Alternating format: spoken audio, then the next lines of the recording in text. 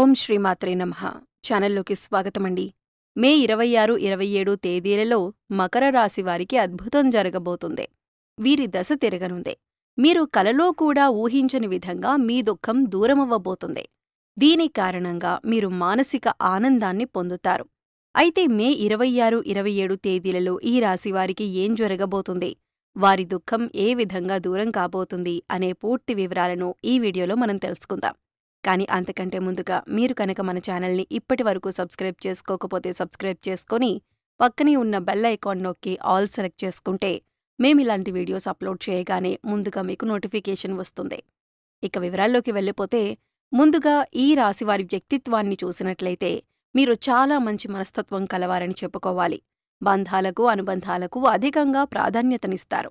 ఓర్పును అధికంగా కలిగి ఉంటారు. కష్టపడి ఏదైనా పనిని పూర్తి చేసి దాని ఫలితం కోసం ఎంత కాలమైనా ఎదురుచూస్తారు. ఎంత కష్టమొచ్చినా బంధాలను వదులుకోవటానికి ఇష్టపడరు. అలాగే కొత్త స్నేహాలు, బంధాలు పరిచయమైనప్పటికీ కూడా పాత బంధాలను విడిచిపెట్టరు. కుటుంబ సభ్యులపైన అమితమైన ప్రేమానురాగాలను కలిగి ఉంటారు. కుటుంబమంటే ఈ రాశివారికి ఒక పెద్ద బలమని చెప్పుకోవాలి. అలాగే ఇది వీరికొక పెద్ద బలహీనతని కూడా చెప్పుకోవచ్చు. కుటుంబ సభ్యుల కోసం ఏం చేయటానికైనా సిద్ధంగా ఉంటారు. ఇక వీరి జీవితాన్ని పరిశీలించినట్లయితే వీరి జీవితంలో అనేక సమస్యలు, ఒడిదుడుకులు ఉంటాయని చెప్పుకోవాలి. మీకున్నటువంటి మంచి మనస్తత్వం చేత కూడా కొంతమందిని దూరం చేసుకునే అవకాశాలు ఉంటాయి. కొన్ని సందర్భాల్లో మీరు కాంప్రమైజ్ కావాల్సిన అవసరం లేని చోట కూడా కాంప్రమైజ్ అవుతూ ఉంటారు. అంటే రాజీ పడాల్సిన అవసరం లేకపోయినా కూడా రాజీ పడి కొంతమంది వ్యక్తులకి దూరమయ్యే అవకాశాలు కూడా ఉంటాయి. ఇలా రాజీ పడటం వల్ల ఒక వర్గానికి నచ్చితే మరొక వర్గానికి నచ్చకపోవచ్చు. ఈ విధమైన మనస్తత్వాన్ని మీరు కలిగి ఉండటం వల్ల కొంతమంది వ్యక్తులకు దగ్గరయ్యి మరికొంతమందికి దూరమయ్యే అవకాశాలు ఉంటాయి. ముఖ్యంగా కుటుంబ సభ్యులు కూడా వీరిని అర్థం చేసుకోలేని సందర్భాలు కూడా వీరి యొక్క జీవితంలో అత్యధికంగా కనిపిస్తూ ఉంటాయి. అంటే మీరు రాజీ పడక్కర్లేని సందర్భంలో కూడా రాజీ పడటం వల్ల కుటుంబ సభ్యులకి కూడా మీపైన కోపం వచ్చే అవకాశం ఉంటుంది. ఈ కోపం కారణంగా వారు మిమ్మల్ని దూరం పెట్టే అవకాశాలు కూడా అత్యధికంగా కనిపిస్తూ ఉంటాయి. అలాగే మీ యొక్క మనస్తత్వం చేత కొంతమంది మిమ్మల్ని ఉపయోగించుకునే అవకాశాలు కూడా ఉంటాయి. వారి యొక్క అవసరాలకు మిమ్మల్ని వినియోగించుకొని అటువంటి పరిస్థితుల్లో మీరు మానసికంగా ఎంతగానో కృంగిపోతూ ఉంటారు. నమ్మిన వ్యక్తుల వల్ల మోసపోయే పరిస్థితులు కూడా ఈ రాశి జాతకంలో ఎక్కువగా కనిపిస్తూ ఉంటాయి.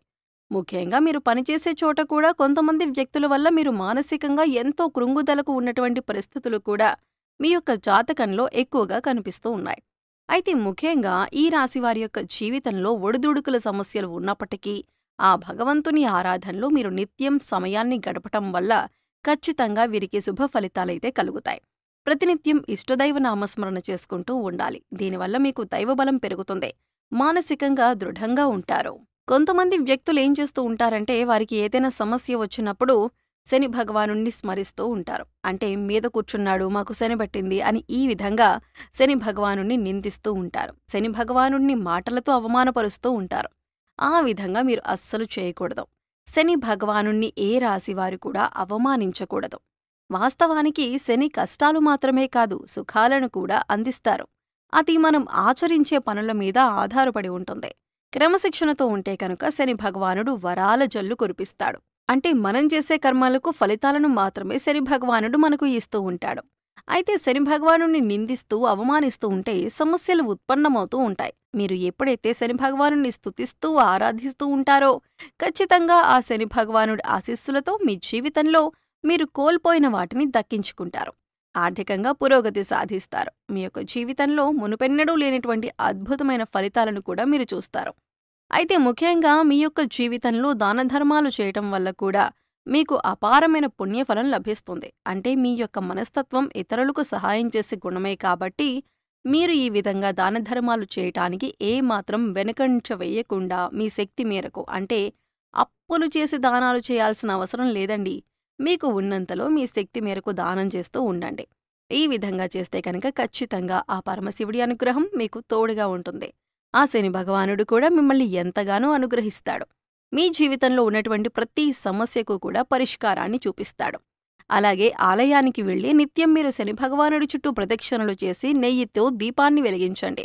శనివారం రోజు ఈ విధంగా చేస్తూ ఉండండి. మీకు వీలైతే శని భగవానుడికి ఇష్టమైనటువంటి నల్లని వస్తువులు, నల్లని వస్త్రాలు పేదలకు దానంగా ఇవ్వండి. ఈ విధంగా చేయటం వల్ల కూడా అపారమైన పుణ్యఫలం మీకు దక్కుతుంది. ఇక ముఖ్యంగా విషయంలోకొస్తే ఈ రాశివారి యొక్క జాతకం ప్రకారం మే 26, 27 తేదీల్లో మీ దుఃఖమంతా దూరమయ్యే అవకాశాలు కనిపిస్తున్నాయి. అది ఏ రకమైన దుఃఖమైనా కావచ్చు. ఒక్కొక్కరి జీవితం ఏ విధంగా ఉంటుందంటే ఏదో ఒకటి సమస్య నెలల నుండి కావచ్చు లేదా సంవత్సరాల నుంచి కావచ్చు వారిని వేధిస్తూ ఉంటుంది. కుటుంబ సభ్యుల మధ్య సఖ్యత లేకపోవటం కావచ్చు, ఆర్థికంగా ఇబ్బంది పడుతూ ఉండొచ్చు, లేదా మీ వృత్తి వ్యాపారానికి సంబంధించిన సమస్య అవ్వచ్చు. లేకపోతే ఇరుగు పొరుగు వ్యక్తులతో విభేదాలు, లేకపోతే బంధువులతో విభేదాలు. ఈ విధంగా ఒక్కొక్కరి జీవితంలో తీరని సమస్య అంటూ మానసికంగా వారిని వేధించేటటువంటి ఒక పెద్ద సమస్య ఉంటుంది. ఆ సమస్య దూరమయ్యే అవకాశం కనిపిస్తోంది.